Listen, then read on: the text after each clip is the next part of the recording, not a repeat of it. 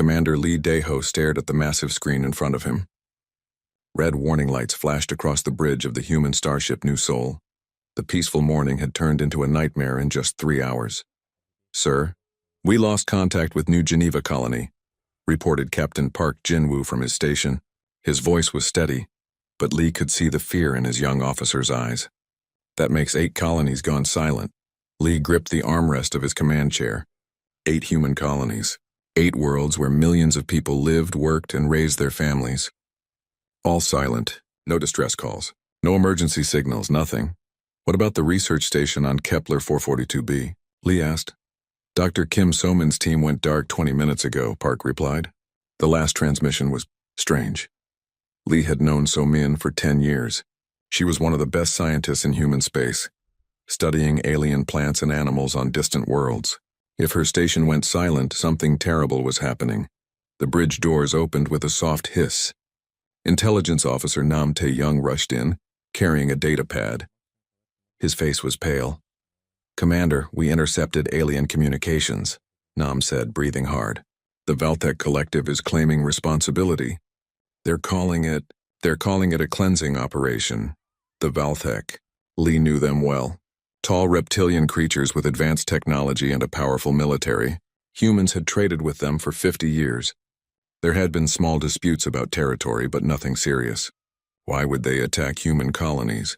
"Show me," Lee ordered. Nam activated the main screen. The image of a Valtech general appeared. His scales were dark green, almost black. His yellow eyes looked cold and empty. Lee recognized him. General Korth, one of the Valtech's most powerful leaders. "Citizens of the galaxy," Korth spoke in perfect galactic standard language. "Today, the Valtech Collective has completed a necessary action. The human infection has been removed from 12 star systems." Lee felt his blood turn cold. "Infection? What did that mean?" Korth continued. "Humans are a viral species. They consume resources without limit. They spread across worlds like a disease. Left unchecked, they would have destroyed the balance of our galaxy. We have saved all other species from this fate." The message ended. The bridge fell silent except for the quiet hum of the ship's engines. "Sir," Park said quietly. "Incoming transmission from Admiral Chen's fleet." "Put it through." Admiral Chen appeared on screen. Her uniform was torn and there was blood on her forehead. Behind her, Lee could see smoke and sparks from damaged equipment. "Daeho, thank God you're alive," Chen said. "We barely escaped the attack on Kepler Prime. They came out of nowhere. Ships we couldn't see on sensors until they were already firing." "How many survived?" Lee asked. Chen's face fell. "Maybe 30,000 from Kepler Prime. The other colonies..." She shook her head. "I don't think anyone made it out. 30,000. Lee tried to process the number. 3 days ago, there were over 50 million humans living in the 12 systems. Now maybe 30,000 were alive. They're using some kind of bioweapon too," Chen continued. "Anyone who breathed the air after their ships passed overhead. They died within minutes. But those of us in sealed environments survived. Bioweapons, invisible ships, coordinated attacks across multiple star systems. This wasn't just an attack. This was planned genocide. All human ships are to retreat to the asteroid belt in the Sol system," Chen ordered. "Send the message on all frequencies. Anyone who's still alive needs to get to the belt. It's the only place we might be safe." Over the next 6 hours, more human ships arrived at the asteroid belt. Each captain brought the same story. Sudden attacks by invisible ships, bioweapons that killed anyone not in a sealed environment, orbital bombardments that turned cities into ash. Lee counted the survivors. 47 ships, maybe 50,000 people total. That was all that remained of humanity's space empire. On the 3rd day, they received another broadcast from General Korth. This time, he was speaking to the entire galaxy. "The human threat has been eliminated," Korth announced. "All 12 human systems have been sterilized. The galaxy is now safe from their consumption. We expect all civilized species to support this action." One by one, alien governments issued statements. The peaceful Altani Federation expressed understanding for the Valtech position. The Centauri Trade Union said they respected the Valtech's right to protect galactic resources. The Rigel Council offered conditional support for necessary defensive actions. No one condemned the genocide. No one offered to help the human survivors. 50 years of trade, diplomacy, and friendship meant nothing when faced with Valtech military power. Dr. Kim So-min found Lee in his private quarters that evening. She had arrived on one of the last ships to reach the asteroid belt. Her research station had been completely destroyed, but she and 12 other scientists had escaped in a small ship. The bioweapon was specifically designed to target human DNA, she told Lee. This wasn't a standard military operation. They spent years developing something that would only kill us. How long do you think they planned this? Lee asked. At least 5 years, So-min replied. Maybe longer. The weapon is too sophisticated for quick development. Lee stared out the small window at the asteroids floating in space, chunks of rock and metal hiding the last remnants of the human race. So-min, I need you to gather every scientist we have left. Start working on defenses against their bioweapons. Can you do that? She nodded. What are you planning, Dae-ho? Lee turned back to her. His eyes were hard as steel. They think they erased us. They told the galaxy we're extinct, but we're not dead. We're just invisible now. As So-min left his quarters, Lee activated his personal communicator. He sent a message to every ship captain in the belt. All units, this is Commander Lee. Effective immediately, we are implementing Project Ghost Protocol. No transmissions except on emergency frequencies. No contact with any alien species. We are officially dead, and we're going to stay dead until we're ready to remind the galaxy what happens when you try to kill humanity. Lee closed the transmission and looked out at the asteroids again. Somewhere out there, the Valtech were celebrating their victory. They thought the story was over. They had no idea it was just beginning. 5 years had passed since the day the galaxy thought humanity died. Admiral Yoon Hyun-soo floated in the zero gravity of the hidden command center, built inside a hollowed-out asteroid. Around him, dozens of officers worked quietly at their stations. Every surface was covered with screens showing data, star maps, and surveillance feeds. The asteroid looked like junk from the outside. Old mining equipment, worthless rock, and debris floated around it. Any alien ship scanning the area would see nothing interesting. They had no idea that 50,000 humans lived and worked inside a network of connected asteroids, completely invisible to the rest of the galaxy. Admiral, the morning intelligence report is ready, said intelligence officer Nam Tae-young. He had changed a lot in 5 years. His face was thinner, his eyes sharper. Living and hiding had made them all different. Show me the Valtech numbers, Yoon said. A hologram appeared in the center of the room. It showed a 3-dimensional map of Valtech space. Red dots marked every Valtech ship, station, and planet. Numbers appeared next to each dot, showing population counts, resource levels, and military strength. Current Valtech population 37,412,806 individuals, Nam reported, down from 42 million 5 years ago. Yoon nodded. They had been watching, learning, counting. For 5 years, tiny invisible drones had followed every Valtech ship. Microscopic cameras had been planted on every Valtech station. Human infiltrators disguised as other alien species had walked among them, recording everything. What about their military? Yoon asked. Weakening, replied Captain Park Jin-woo, now in charge of military intelligence. They've lost 18% of their fleet in the past 2 years. Not from combat, from accidents, equipment failures, and internal conflicts. Yoon smiled. Those weren't really accidents. Engineer Choi Min-ji approached the Admiral's station. She was small and quiet, but she had built the technology that kept them hidden. Her phantom ships could appear and disappear without leaving any trace on alien sensors. Admiral, the new stealth modifications are complete, Min-ji reported. We can now make our ships look like asteroid debris even when moving at full speed. Excellent. What about Dr. Bae's project? Dr. Bae Ki-jun had spent 5 years studying the Valtech bioweapon that killed billions of humans. He was a geneticist, an expert in how living things worked at the smallest level. What he had discovered would have surprised the Valtech. The immunity treatments are ready for all personnel, Bae said, joining the group. But that's not the interesting part. I've created something better, a targeted biological agent that only affects Valtech physiology. Yoon raised an eyebrow. A bioweapon? More like a truth serum that makes them tell their deepest secrets, combined with a mild poison that causes weakness but not death, Bae explained. Completely undetectable by their medical technology. For 5 years they had built tools of revenge.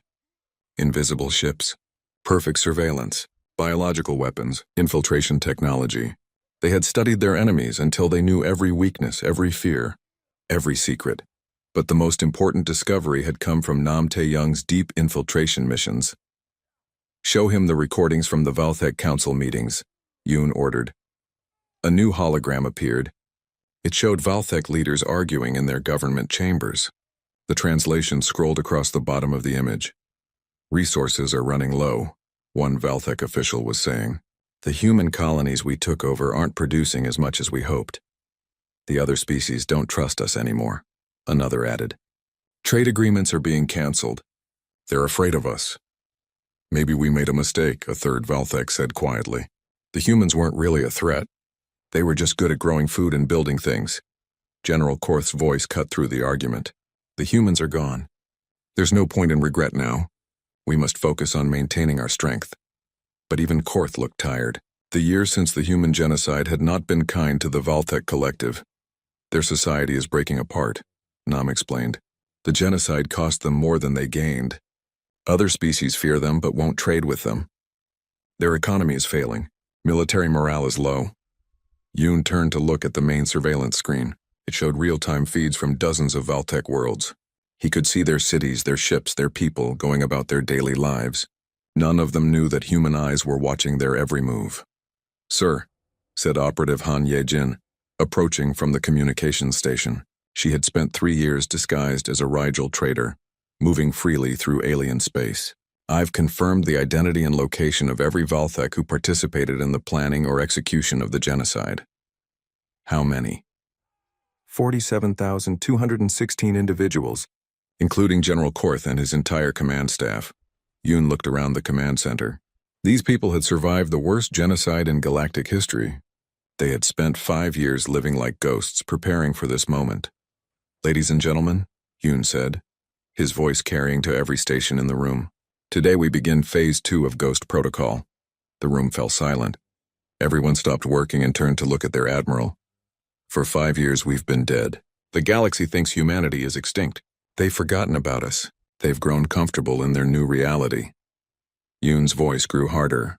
"It's time to remind them that dead things sometimes come back to haunt the living." He activated the main communication system, sending a signal to every hidden human base in the galaxy. "All units, this is Admiral Yoon. Operation Erasure begins now. Our enemies wanted to erase us from existence. Let's show them what real erasure looks like." Across the asteroid belt, ships began powering up. Engineers ran final checks on stealth systems. Scientists loaded bioweapons into deployment devices. Intelligence officers reviewed target lists one final time. Dr. Kim So-min, now in charge of the scientific division, appeared on Yoon's personal screen. "Admiral, are you sure about this?" she asked. "Once we start, there's no going back. The galaxy will know we survived."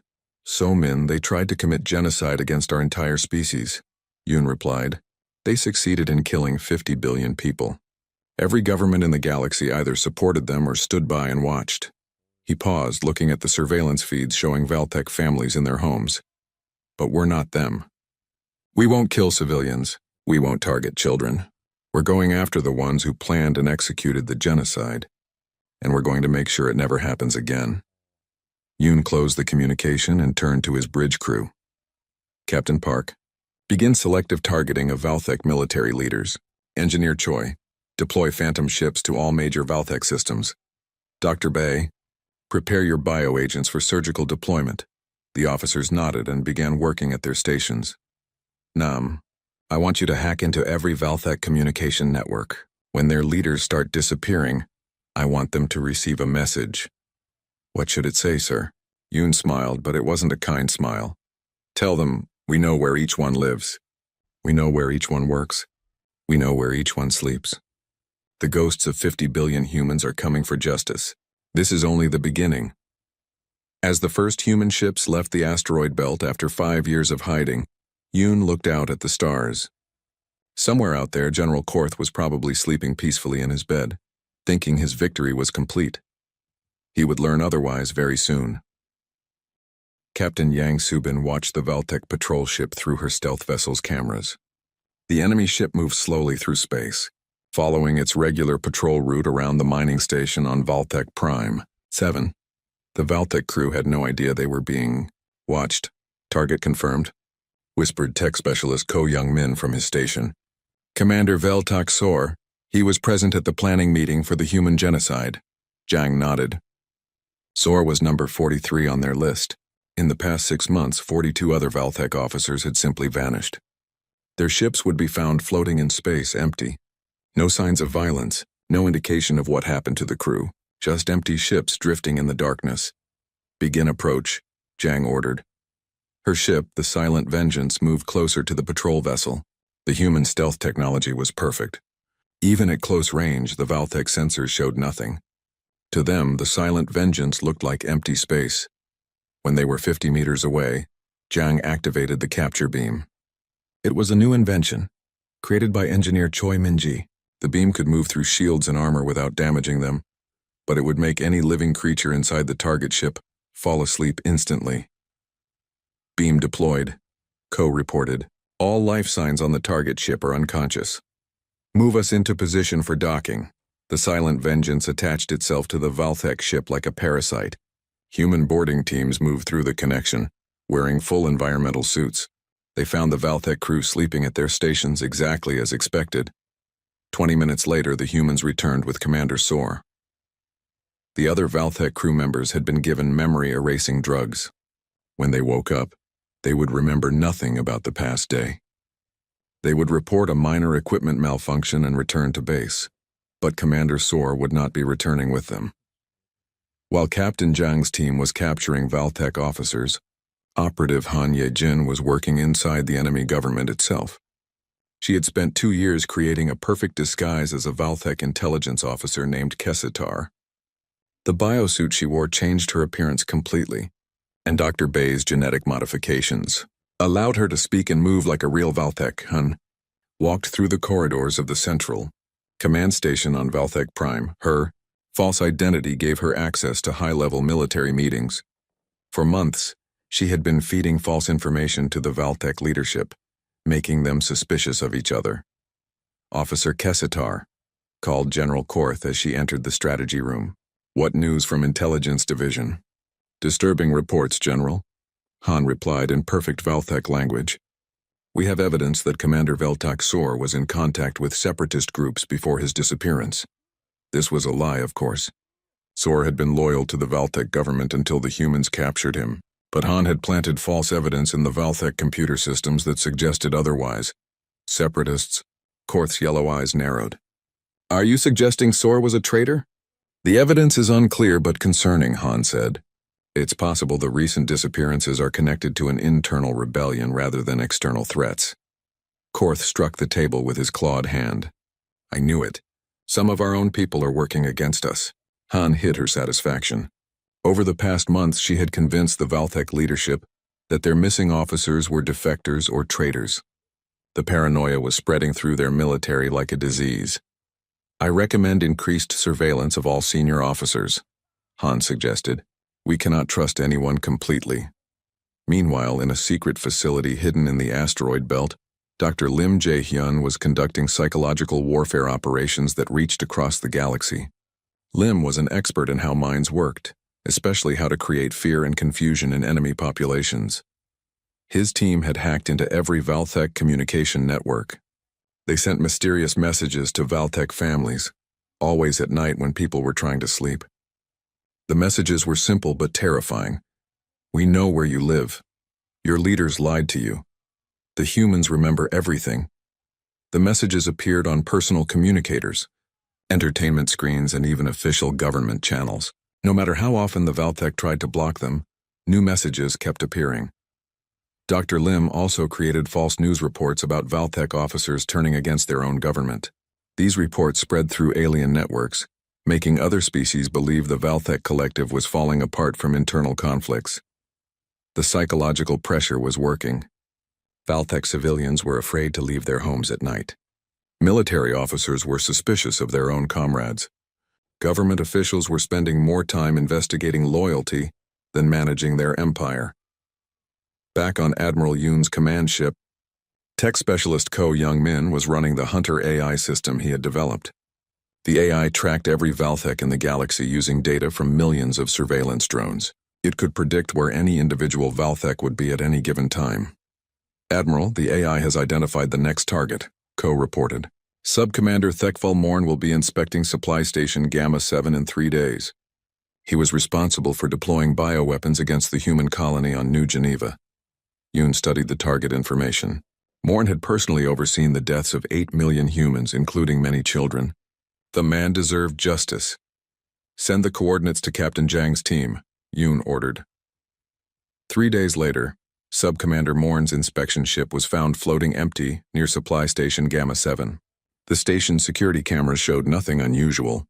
The inspection had proceeded normally until Morn had simply vanished from the station's corridor, leaving no trace behind. The disappearance followed the same pattern as 43 others. No violence, no damage to equipment, no witnesses. Just another Valthek officer gone without explanation. General Korth was studying reports of the latest disappearance when his personal communicator activated.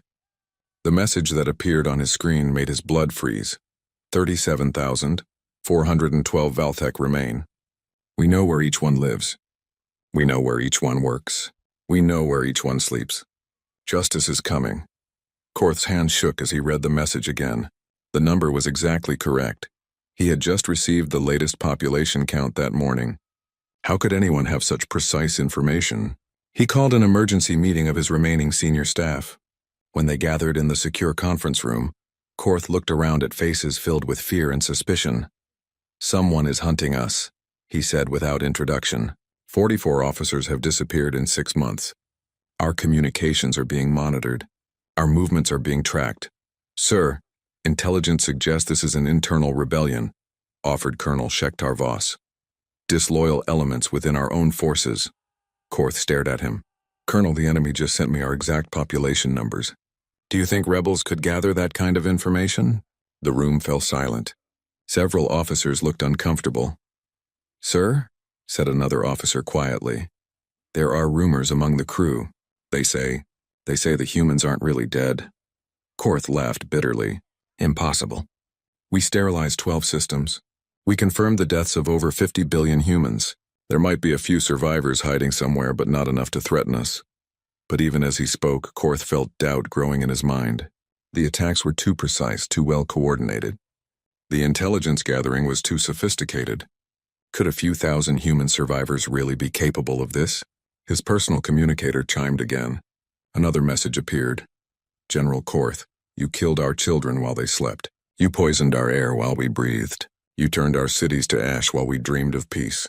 Did you really think we would just disappear quietly into the darkness? The hunt has only begun. Korth looked around the conference room at his officers. Some were staring at their own communicators, which were also receiving messages. Others were backing toward the door, suddenly afraid to be in the same room as their commander. How many of our people were involved in the genocide planning? Korth asked quietly. Approximately 47,000 participated in planning or execution, replied his intelligence chief. Korth felt a chill run down his spine. 44 officers had disappeared so far. That left over 46,000 potential targets, sir, whispered Colonel Voss. If the humans really are alive, if they're really doing this, how long will it take them to reach all of us? Korth did the mathematics in his head. At their current rate, the humans could eliminate every person involved in the genocide within 5 years. But that assumed they didn't increase their pace of operations. Another message appeared on every communicator in the room simultaneously. We are coming for all of you. One by one. Day by day. Year by year. Until justice is complete. You cannot hide. You cannot run. We are already among you, watching, waiting, hunting. Sleep well, General Korth. Tomorrow justice comes closer. The lights in the conference room flickered and went out. President Lee Jinnah stood in the command center of New Earth Station, a massive space structure hidden in the outer reaches of the Sol system. Around her, dozens of screens showed preparations happening across the galaxy. Today, after 5 years of hiding, humanity would reveal itself to the universe. All Phantom fleets report ready, Madam President, said General Song Woo-jin. 300 systems, 1,000 ships. Perfect positioning achieved, Lee nodded. The plan had taken months to coordinate. Human ships were positioned near every major trade route, diplomatic station and military base in the galaxy. All were invisible, waiting for the signal to decloak simultaneously. Ambassador Shin Bora, are the recording systems ready? Lee asked. Yes, Madam President. Every alien government will receive our broadcast at the same time. The evidence packages are prepared for distribution. Lee looked at the central screen, which showed a timer counting down, 5 minutes until the revelation that would change galactic history forever. In a secured cell deep within the station, former General Korth sat behind energy barriers. The once proud Valtech leader looked older and more tired than his years. His capture 3 weeks ago had been the final operation before today's revelation. Bring him to the broadcast chamber, Lee ordered. 2 guards escorted Korth into the room where Lee would address the galaxy. His hands were bound, and he wore a translation device that would allow him to understand and respond in galactic standard language. General Korth, Lee said, as he was positioned beside her. In a few minutes you're going to help me tell the galaxy the truth about what happened to humanity. Korth looked at her with a mixture of hate and fear. You're making a mistake. The other species will unite against you when they learn what you've done. What we've done. Lee laughed softly. General, you committed genocide against 50 billion innocent people. We've captured or eliminated 47,000 military officers involved in that genocide. We haven't touched a single civilian. Who exactly is the monster here? The timer reached 0. Across the galaxy, human ships began decloaking. On the Altani Federation homeworld, 3 massive human battleships appeared directly above the capital city. They had been invisible in orbit for 6 months. At the Centauri Trade Union's largest commercial station, 20 human vessels materialized around the docking bays. They had been hiding among the regular traffic for over a year. Near the Rigel Council's diplomatic headquarters, the entire human fleet uncloaked in perfect formation. Their ships had been observing every council meeting for 2 years. The same scene played out across 300 star systems. Human ships appeared where they should have been impossible to hide. The message was clear. We have been watching everything.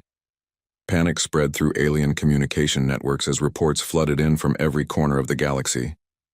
The humans weren't extinct. They were everywhere. President Lee activated the galaxy-wide broadcast system. Her image appeared on every major communication network, from government channels to entertainment systems to personal communicators. Citizens of the galaxy, Lee began, her voice calm and steady. My name is President Lee Jinnah of the Human Coalition.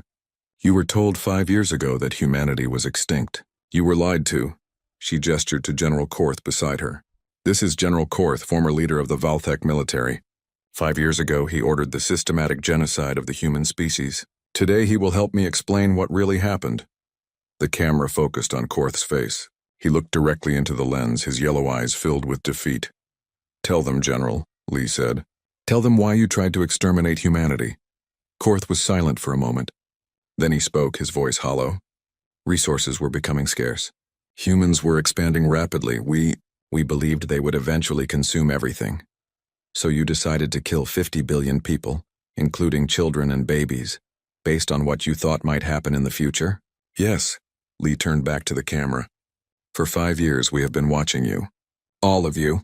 We know about every government meeting, every trade negotiation, every military operation. We know because we have been there, invisible and undetected. The broadcast switched to recorded footage. It showed human operatives walking through alien government buildings, recording secret meetings and gathering intelligence. The recordings were from hundreds of different worlds and species. We could have released bioweapons in your population centers, Lee continued. We could have destroyed your space stations, your fleets, your cities. We had the capability to eliminate any species we chose, but we didn't. More footage appeared. It showed human ships positioned near civilian targets, schools, hospitals, residential areas. The ships had been close enough to attack, but they had simply watched and recorded. Instead, we chose precision over genocide. We targeted only those individuals directly responsible for planning or executing the murder of our people. 47,216 Valtech participated in the genocide. We have captured or eliminated all of them. The camera showed a list of names scrolling across the screen. Every Valtech officer involved in the genocide was accounted for. Captured, eliminated, or surrendered. But the Valtech were not alone in their crime, Lee said, her voice growing harder. Every government in this galaxy either supported the genocide or remained silent while it happened. New footage appeared. It showed alien leaders celebrating the elimination of the human threat, trade agreements being signed to divide former human colonies, military alliances being formed to maintain galactic stability after the genocide. The Altani Federation issued a statement supporting the Valtek's difficult but necessary decision. The Centauri Trade Union offered to help distribute former human resources. The Rigel Council voted to recognize Valtek claims to human territory. Representatives from these governments appeared on screen, their own recorded words played back to them. The evidence was overwhelming and undeniable. For 5 years you all lived with the benefits of genocide, Lee continued. You took our worlds, our resources, our trade routes. You divided our territories among yourselves. You never asked what happened to human children, human families, human dreams. She paused, letting the weight of her words sink in. Today, that ends. Today, humanity establishes the Never Again protocols. No species will ever again have the power to commit genocide against another. We will monitor every military buildup, every weapons development, every territorial expansion. We will prevent what happened to us from happening to anyone else.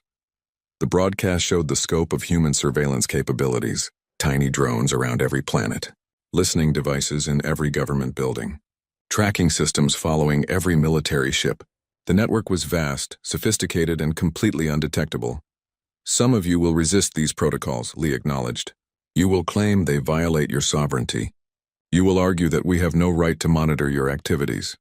She looked directly into the camera, her eyes hard as steel. You lost that argument when you stood by and watched 50 billion people die. Your sovereignty ended when you became accomplices to genocide.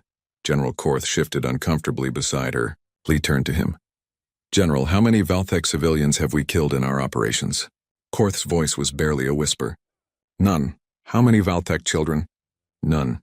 How many Valtek cities have we destroyed? None. Lee faced the camera again. We could have become the monsters you thought we were. We could have chosen revenge over justice. But we are not you. We will not become you.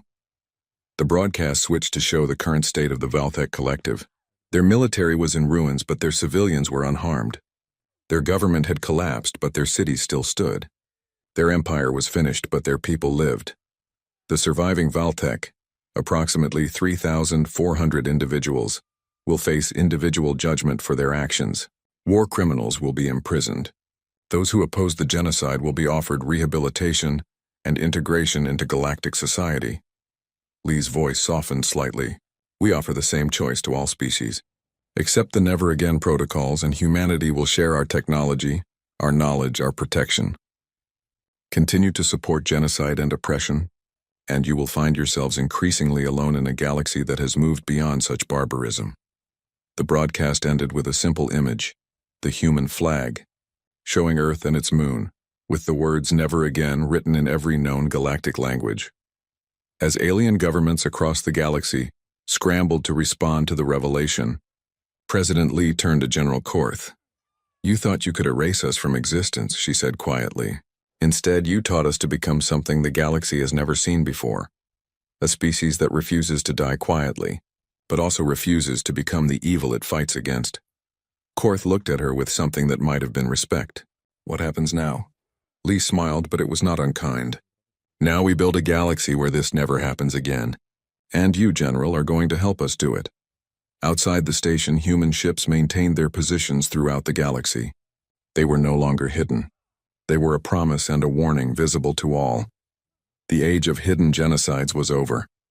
The age of human guardianship had begun.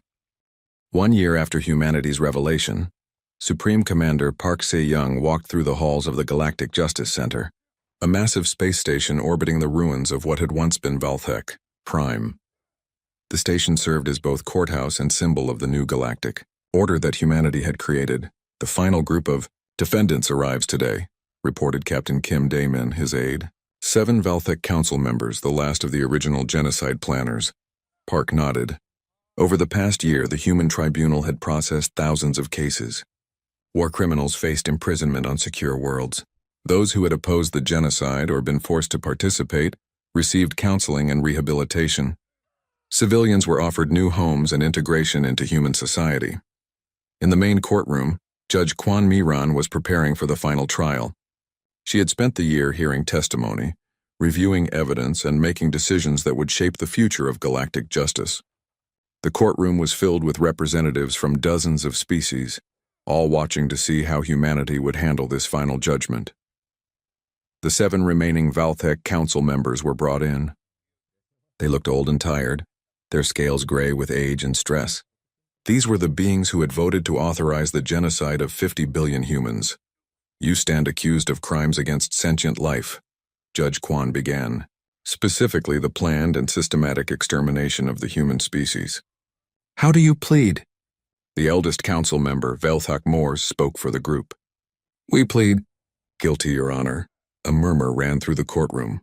Many had expected the Valthek to maintain their innocence until the end. We were wrong, Moors continued, his voice heavy with regret. We let fear and greed guide our decisions. We convinced ourselves that humans were a threat, but the truth is we were afraid of losing our position as the dominant military power. Judge Kwan studied the defendants. In the past year, you have witnessed how humanity has chosen to handle justice. You have seen war criminals imprisoned rather than executed. You have seen civilians protected rather than punished for their leaders' crimes. You have seen rehabilitation offered rather than revenge taken. She paused, looking out at the gallery filled with observers from across the galaxy. The sentence of this court is life imprisonment, with the possibility of supervised release after 20 years of service to the galactic community. You will spend those years helping to build the monitoring systems that will prevent future genocides. The Valthek defendants accepted their sentence with dignity. As they were led away, Moors turned back to Judge Kwan. Your Honor, may I ask a question? Yes. Why didn't you simply execute us? After what we did, we deserved death. Judge Kwan considered her answer carefully. Because showing mercy to those who showed none is how we prove we are better than what we fight against. Death would be easier for you than living with what you've done. Living and working to prevent future atrocities is both punishment and redemption. While the trials concluded, diplomat Ryu Dongha was working in another part of the station, finalizing the galactic accords that would govern interstellar relations for generations to come. Representatives from 847 different species had signed the Never Again protocols, agreeing to human oversight of their military capabilities. The Zephyrian Collective just signed, reported his assistant, showing him a data pad.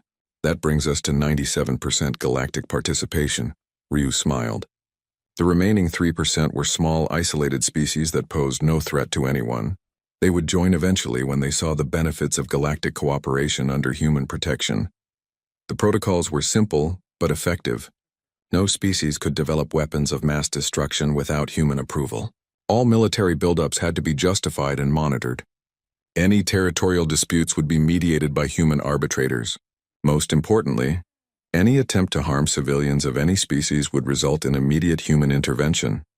Sir, incoming transmission from the Altani Federation, his assistant announced. They're requesting human assistance with their border dispute with the Rigel Council. Schedule a mediation session, Ryu replied. Send arbitration teams to both systems. This was how conflicts were resolved now. Instead of wars that could escalate into genocides, disputes were settled through human mediation. It was more peaceful, more fair, and infinitely safer for civilian populations. Dr. Kim So-min, now Director of Interspecies Relations, was visiting one of the most successful integration projects. On the world of New Harmony, former Valthek civilians were working alongside humans to rebuild one of the destroyed human colonies. The harvest this year will be record-breaking, reported Velthak Kim, a young Valthek who had taken a human name as part of his integration. The combination of human agricultural techniques and Valthek soil management is incredibly effective. So-min smiled, watching human and Valthek children playing together in the fields. Many Valthek had volunteered to help rebuild the worlds their government had destroyed. It was their way of making amends for the crimes committed in their name. Dr. Kim, called another voice. She turned to see Operative Han Yejin approaching. Han now ran the integration programs that helped former enemies become productive members of galactic society. How are the psychological evaluations proceeding? So-min asked. Better than expected, Han replied. Most of the Valthek civilians show genuine remorse for what happened. Many are eager to help with reconstruction efforts. We've had very few incidents of hostility or resistance. It was remarkable how quickly former enemies could become allies when offered genuine forgiveness and a chance to make things right. Back on the main human command station, Admiral Yoon Hyun-soo was reviewing reports from across the galaxy. The invisible monitoring network that had made the human revenge campaign possible now served a different purpose, preventing conflicts before they could escalate. "Admiral, we're detecting unusual military activity in the Sector 7, reported Intelligence Officer Nam Tae-young. The Kralix Empire is building ships faster than their defensive needs require. Analysis? They appear to be preparing for territorial expansion against the Melix Federation. Estimated time frame for aggression, 6 months. Yoon nodded. This was exactly the kind of situation the Never Again protocols were designed to prevent. Dispatch mediation teams to both governments, he ordered. Begin surveillance of Kralix military leaders. If they won't accept peaceful resolution, we'll make it clear that aggression isn't an option. This was the new reality. Humanity's invisible presence prevented wars before they started. The galaxy was more peaceful than it had ever been, not because species had become more virtuous, but because they knew humanity was watching and would intervene to protect the innocent. 10 years after the genocide, Commander Lee Dae-ho, now an elderly man, stood on the observation deck of New Geneva Station. The rebuilt colony was more beautiful than the original had been, with parks and schools that honored both human and alien children who had died in the genocide. "Grandfather Lee," called a small voice. He turned to see his granddaughter Lena running toward him. She was followed by her best friend, a young Valthek named Kes who had been born on New Geneva after the reconstruction. "Are you coming to the memorial service?" Lena asked. Lee nodded. Every year on this day, the galaxy observed a moment of silence for all victims of genocide, not just humans, but every species that had suffered systematic extermination throughout galactic history. As they walked to the memorial, Lee reflected on how much had changed. The galaxy was not perfect. There were still conflicts, still injustices, still suffering. But there were no more genocides. No more species-wide exterminations. No more systematic murder of civilians. The memorial service was attended by representatives from hundreds of species. The ceremony honored not just human victims, but Valthek, who had opposed the genocide and died for their principles, alien civilians killed in other conflicts, and all those who had suffered from the hatred that once dominated galactic politics. President Lee Jae-na, now in her second decade of leadership, delivered the memorial address. "We gather today not to celebrate our survival, but to remember our commitment," she said. "We promise that genocide would never again plague our galaxy. We promise that no species would ever again face extinction at the hands of another." 10 years later, that promise has been kept.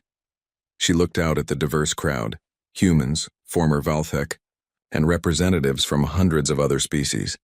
But this peace was not achieved through fear or domination. It was achieved through justice, mercy, and the recognition that all sentient life has value.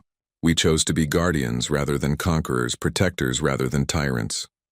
After the ceremony, Lee Dae-ho sat with his granddaughter and her Valthek friend in the memorial garden. Lena was asking Kes about Valthek holidays, while Kes wanted to know about human festivals. To them, their friendship was perfectly natural. "Grandfather," Lena said, "my teacher says that once Valthek and humans were enemies. Is that true?" Lee looked at the two children, one human, one Valthek, both innocent of their species' dark history. "Yes, Lena. Once we were enemies. But we learned that being enemies was a choice and we chose differently. What did you choose instead?" Kes asked. Lee smiled, watching the sun set over the rebuilt colony where millions had once died.